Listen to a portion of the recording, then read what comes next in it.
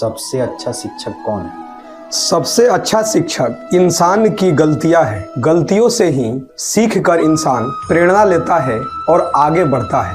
दुख का कारण क्या है? दुख का कारण पहले आपका कर्म और दूसरा बुरे लोगों का साथ। हमें क्या दिखाई नहीं देता लेकिन हमें बहुत कुछ दिखा देता है। समय जो है, बुरा समय हमें दिखाई नहीं देता है, लेकिन वह वक्त, वह समय हमें बहुत कुछ सिखा कर जाता है। ज्ञान कहाँ लुप्त हो जाता है? जहाँ अहंकार होता है वहाँ ज्ञान लुप्त हो जाता है। भय का कारण क्या है? भय का कारण जीवन से मोह है।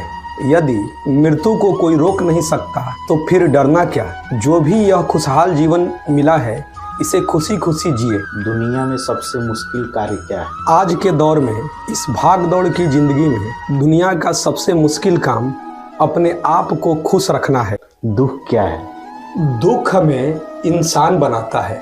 हार क्या है? हार हमें विनम्रता सिखाती है। जीत क्या है? जीत हमारे व्यक्तित्व को निखारता है। धर्म क्या है? धर्म जीवन जीने की कला है। मोक्ष क्या है?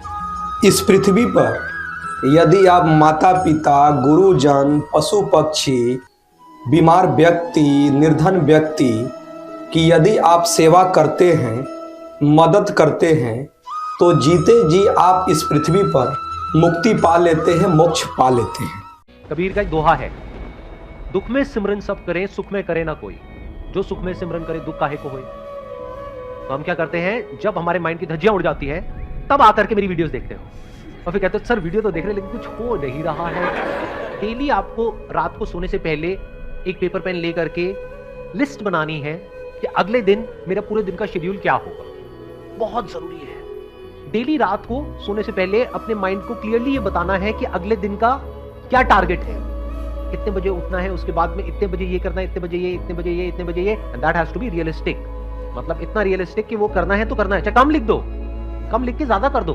ये नहीं कि कल सुबह मैं 6 बजे उठूंगी, उसके बाद में 12 घंटे पढ़ूंगी नॉन स्टॉप। बहुत अच्छा। उसके बाद में आपका माइंड कुछ दिन बाद आपसे क्या कहेगा कि तू झूठी है। तो बिल्कुल रियलिस्टिक गोल्स बनाओ तो माइंड को क्या होगा, क्लियर गोल मिल जाएगा, क्लियर पाथ मिल जाएगा अगले दिन का कि अगले दिन मुझे क्या अचीव करना है। आपको जो लगता है वो आप नहीं हो, या जो आप चाहते हो वो आप नहीं हो। आप जो एक्चुअल में हो वो आप हो। आप अंदर से क्या चाहते हो, वो जो सब चाहते हैं। क्या चाहते हो कि मैं इंडिपेंडेंट हो जाऊं।